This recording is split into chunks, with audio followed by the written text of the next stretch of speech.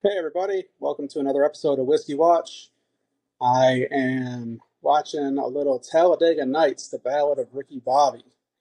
I was just in the mood for something funny tonight, and you can never go wrong with a Will Ferrell flick. So threw on good old Ricky Bobby. If you ain't first, you're last. I better be careful. That phrase is trademarked by Ricky Bobby Inc. Anyway, got a pour here. Tonight I'm going to have a little sip of good old Bulleit bourbon. I got the giant Costco sized bottle here because the 1.75 liter bottles tend to save you a little bit. So I like to use Bulleit. I like to drink it straight on the rocks. Got a big cube today instead of the usual tiny cube. Um, and it's also good to make mixes with not mixers like I don't put it in Coke, something like that. I usually use something bottom shelf, but I like to make old fashions and Manhattans every once in a while, especially if I have guests. So Bulleit's a good one for that. But it's also delicious to drink straight. So I figure in the first couple of episodes, I was doing a little higher end stuff. I wanted to go with something every day you can easily find on the shelf. Bulleit, I believe, is still in the low to mid 30s for a 750 ml bottle. So it's just something that's for everybody. So let's get that first little sip in here. Cheers.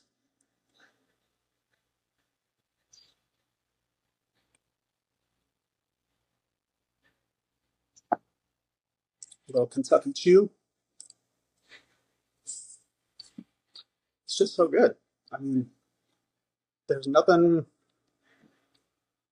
outstanding about it. It's just a solid pour. And you really can't beat it for the price. Most of the bottles, it seems like Bulleit is always managing to come in at just a couple of dollars below a lot of the other ones that go in the same price point. Uh, Elijah Craig, 1792. When you can find it, Buffalo Trace. You know, but I'll put it right up there with any of them. I like Bulleit. It's a good pour. So we're a few minutes into the movie. Ricky just won a race in reverse. Just had the infamous grace. When before they eat the dinner of what was it? Pizza Hut, Domino's, Taco Bell, and something I don't remember, but where the kids go all rogue on their grandfather. I'm all jacked up on Mountain Dew.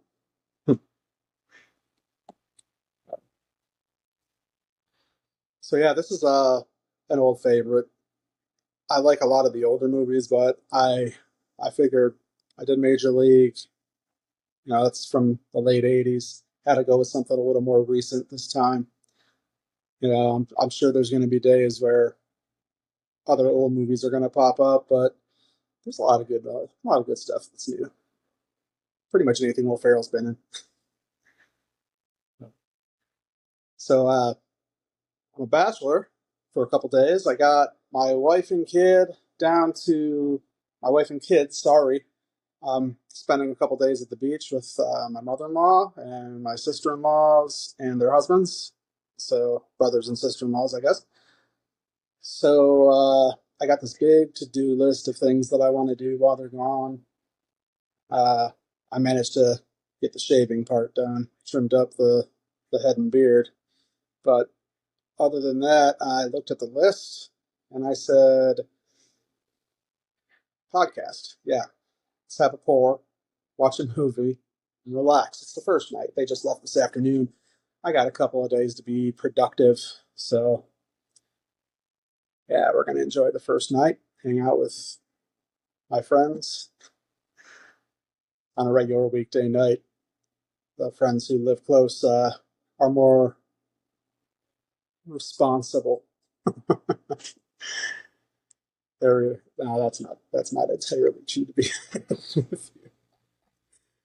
I have one friend who does not touch alcohol during the week, not even one pour for a podcast or for anything, unless it's a special event or if his Carolina Panthers are playing on Thursday Night Football, sometimes you can get him to, have a drink or two.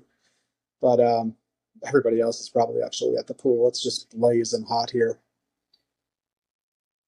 We got thunderstorm warning tonight, but it's absolutely beautiful right now, and heat advisory again tomorrow. It's just been super freaking hot.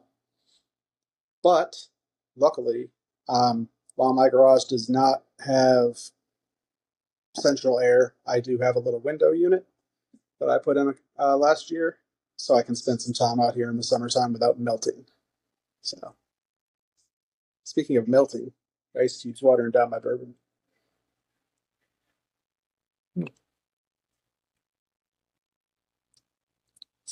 The introduction of Jean Girard. I can never remember his name. Sacha Baron Cohen, the same guy who played Borat. I always just refer to him as Borat. There are people who are just always going to be referred to by their character, like Cousin Eddie I mentioned from National Lampoon's Christmas Vacation, Borat, Stifler. I mean, you have one role that you're just known for. You can do a bunch of other things. You can be outstanding in a bunch of other things, but you're remembered for that. Stifler's always going to be Stifler. I don't care what else he does. He was in that movie with Paul Rudd, Role Models. Underrated movie, in my opinion. Paul Rudd's hilarious. Also, not a bad superhero. I saw Ant-Man for the first time about a month ago. I was tempted because I was watching the Avengers movies that I had never seen. I saw the first one, but I never saw the rest. So I went back to check those out, and Ant-Man was in one of them. So I just kind of decided to watch all of the Marvel superhero movies. I did it like over time. Um, I'd watch like part of it on my lunch break, and then watch the rest of it that night. And I just did that for about a month. Ended up seeing most of the Marvel movies. But yeah, Paul Rudd. In that movie, my favorite thing is when he goes to Starbucks and just loses his shit on the barista because he just orders a large black coffee. She's like, "You mean venti?" He's like, "No, I mean large." And we get into the argument, and he's like, "Tall means large. Grande means large. Venti's the only one that doesn't mean large. Venti means 20."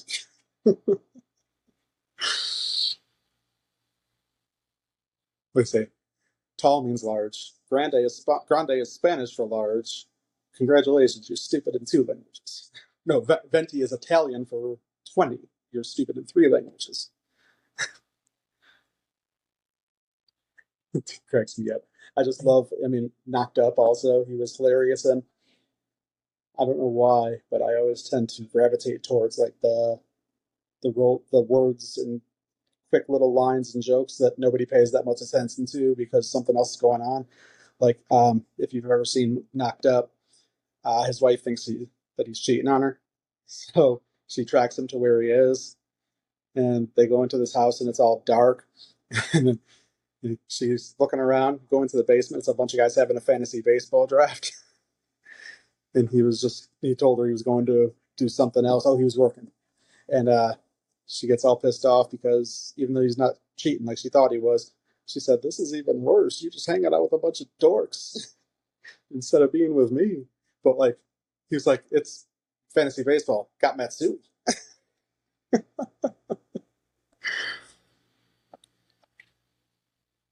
like the little minor little lines. Like everyone's focusing on his wife, who is absolutely hilarious.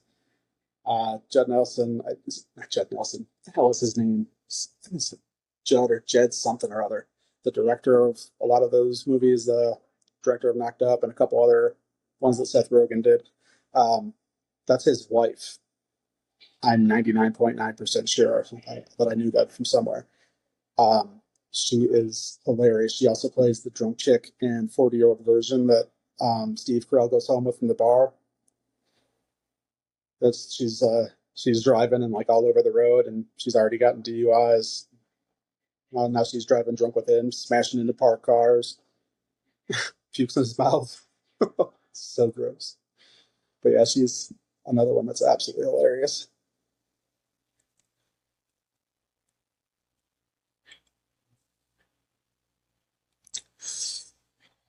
So yeah, if you're looking to have a really tasty bourbon on a on a budget, try Bulleit if you haven't. It's a solid pour. Another interesting little tidbit about Bulleit. Most of the distilleries are in Kentucky on the Bourbon Trail.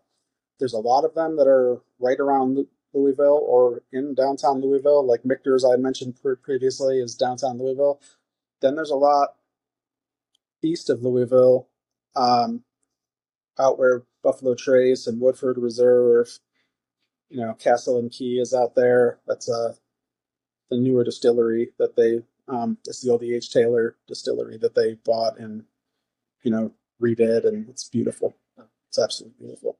But right in the middle, near Shelbyville, which is also where one of my brother and sister-in-laws that are at the beach with my wife, near where they live, is Bulleit.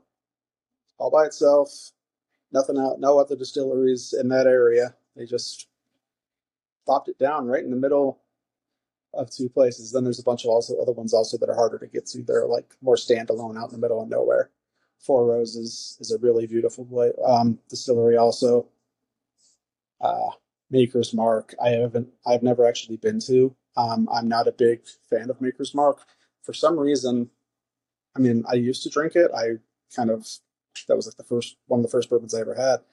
But as my palate changed, Maker's Mark almost has like a medicinal kind of taste to me. Like it's just odd, but a lot of people love it. But I am told that they have the absolute best tour. So I've been on Buffalo Trace 2 or 3 times, and I find it hard to beat. But I don't know. I guess it's something about dipping your own bottle in candle wax, like Maker's Mark does. It's kind of cool. But I've never been to that one. I've never been to a couple of the big ones. I haven't been to Beam yet. One of the coolest ones. What the heck was it called? It's where they make Rare Perfection and Very Old Saint Nick, but it's got a name that has absolutely nothing to do. Like they don't use the distillery's name on any of their bottles. I can never remember it. I'll think of it. But they have. It's a pretty cool place. It's nice inside. It's really like kind of like old wood leather kind of looking, kind of dark, but it's super cool. And they have, in my opinion, one of my 2 favorite tasting experiences. Because if you're not familiar with Very Old Saint Nick or Rare Perfection, they are extremely pricey bottles, like a couple $100. But you can taste it there, 10, $15 pour. And, for example, if you're in a bar and you want to taste a bottle that goes for $200, you're probably paying $40 for a drink. So it's really, really fair. Really nice that they do cheap pours if you go out to see them. But the all-time best, my favorite distillery to visit. They have the best tasting room, they have the best store, and they have beautiful grounds. There's always something going on. Is Bulleit. Bulleit is just an experience in itself. And it helps that you're only about 3 minutes from Heaven Hill, which is who makes not only Heaven Hill, but Elijah Craig, Henry McKenna. So you can kind of kill 2 birds with 1 stone. Whereas if you're not in the downtown area, a lot of the distilleries, 15 to 30, 45 minutes between. And these are literally almost across the street from each other. But for me, Heaven Hill is always a quick stop because I want to get to Bulleit. I generally walk out of there with a box. My brother got one of the coolest T-shirts I've ever seen there. It said, "I have mixed drinks about feelings." But Bulleit is the maker of a bunch of my favorite bottles. I've mentioned Bulleit Family Reserve Rye before. They also make Noah's Mill, Johnny Drum, quite a few others. Oh, actually, it reminds me, another very good cheap bottle. It's not the easiest thing to find, but they make this Old Bardstown. Now, there's 2 different Old Bardstowns. This is the bottled in bond, Now, to be able to get a bottled in bond, you know, nice 100 proof that you can drink straight for like 20, 25 bucks is almost worth the trip itself.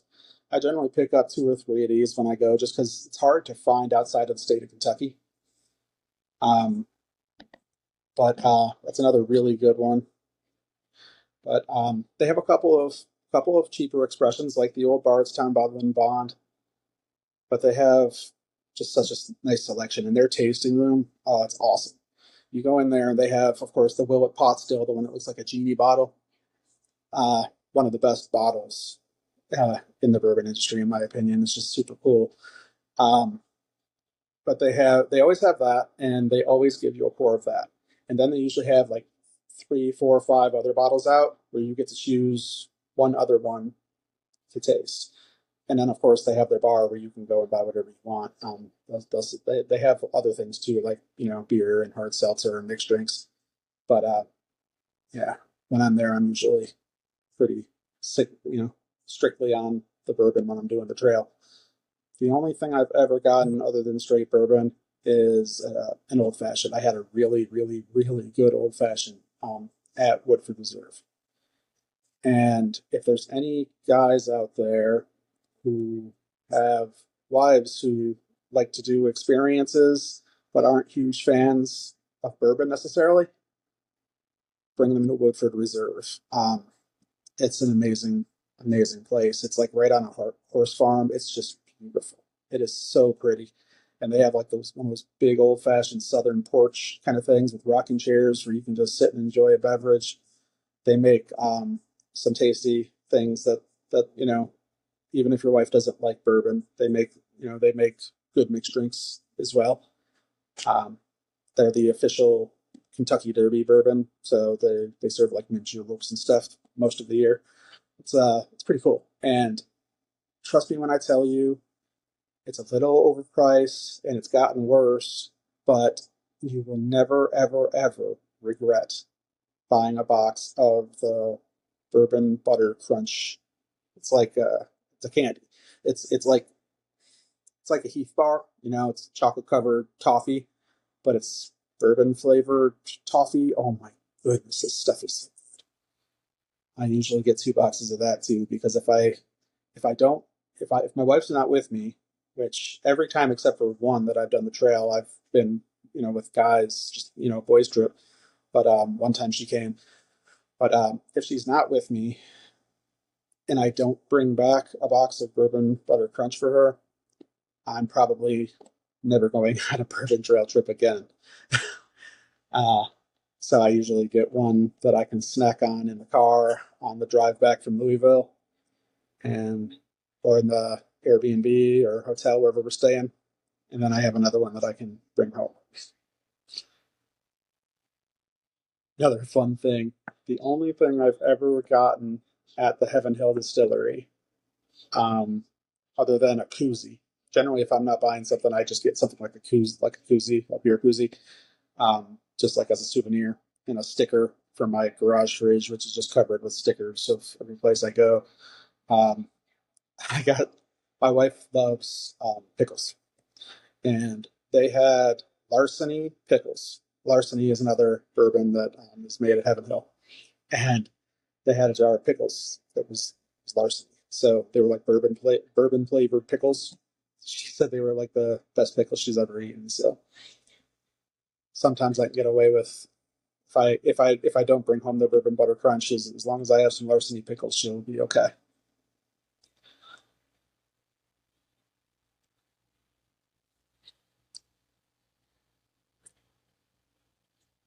So we're now at the race where Ricky Bobby has the Fig Newton logo going across his windshield while he's driving NASCAR.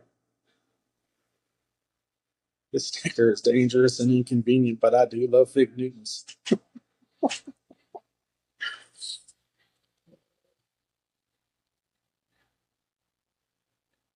Hmm. So let's see, what else do we got? Oh, there was another one I wanted to talk about. Here, while we're talking about not too crazy price bottles. Drinking the Bulleit. I brought out the old Bardstown. This is a fun bottle. Um, 35, high 30s maybe. It's Jack Daniel's Triple Mash.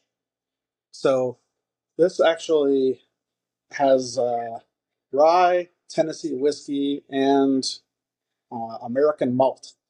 So when I hear malt, I automatically think Scotch, and I'm usually a no thank you. Um, I'm not a big Scotch fan. I just haven't acquired the taste. Um, but this, you get a little bit of that maltiness like you would get in a Scotch, but it's not Scotch. It's not peaty. I don't get that. I hate to say dirt because it sounds like I'm talking bad about it, but to me, like that's what peat tastes like. And heavily peated scotches are just something I can't do.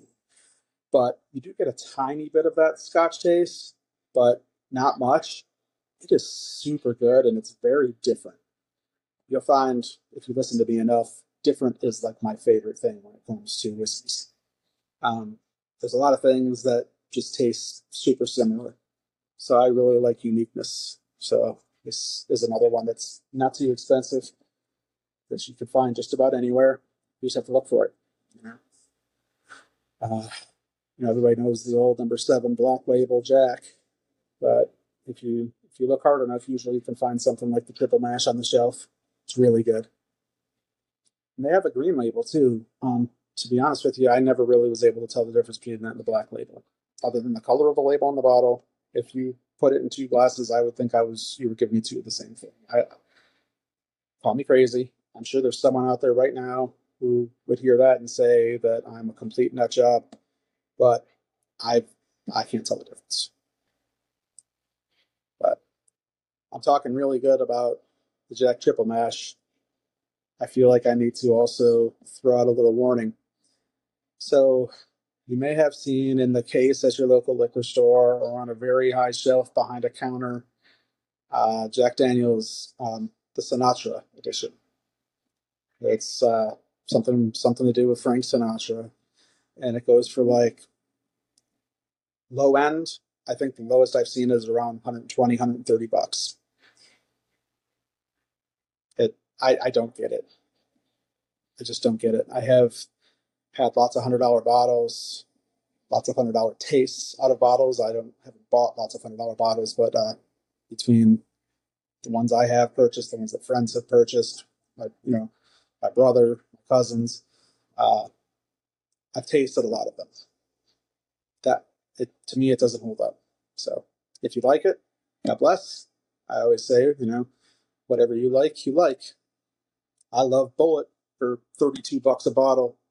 Some people tell me I'm nuts and it tastes like cough medicine. I don't know, but that's the great thing about whiskey. It's all up to you. Whatever you like, whatever makes you happy, whatever floats your boat. And if you like a $30-$40 bottle, there's no need to go out and spend 80 or 100.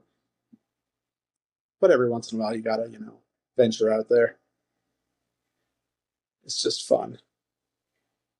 Bourbon is fun. You know, I've talked in the past about it being a reason to slow down and enjoy, which it is. But to me, there's just so much to talk about. All the different expressions, all the ways that different distilleries can use similar ingredients and get different tastes. Or, for example, this is really crazy. One of my best friends was lucky enough when he was out of the country. I can't remember where. I want to say the Dominican Republic.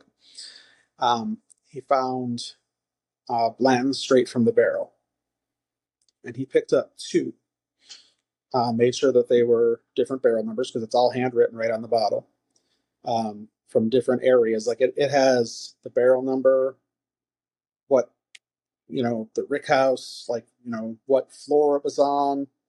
Like it has so much detail, and we did a side by side, and we put about a pour of blends in one carrying glass and a pour of blends in the other carrying glass. The bottles look identical. The only thing different is the writing on the bottle, because one was aged in a barrel on one floor and one was on another floor or on another level or a different part of the warehouse, whatever it was. I swear to you that if you drank these two things, you would not believe me if they came out of the same kind of bottle. Like that they were both considered to be blends straight from the barrel. They tasted nothing alike. So just goes to show you, I mean, it's just about everything could impact the taste of a bourbon. Where you age it, how long you age it. These were aged for the same amount of time in the same building, just in different parts of the building. The heat hits it different.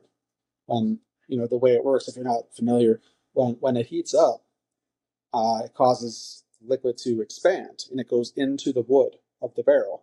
And then when it cools down, it comes back in and the wood helps flavor the bourbon. So, little science lesson for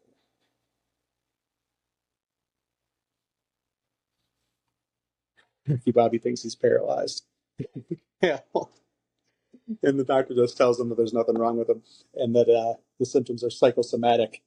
And Cal Naughton says, "So you mean that he can set things on fire with his thoughts?" Plays the idiot perfectly. These two guys, this movie's stepbrothers, they are just amazing. John C. Reilly and Will Ferrell.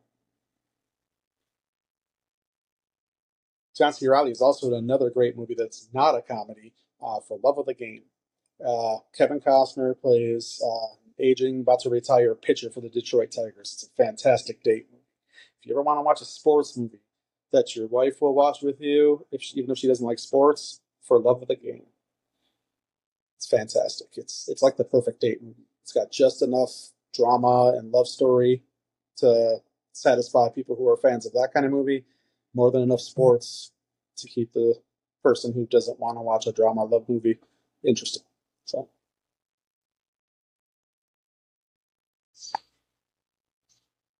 well, I'm looking at a glass with just a little piece of ice left in it. So, as I like to say, when the whiskey's gone, it's time to move on. So please join me again for another episode of Whiskey Watch coming soon. Hope everybody's staying cool in the summer heat. And thanks for joining me, and hope to talk to you again soon.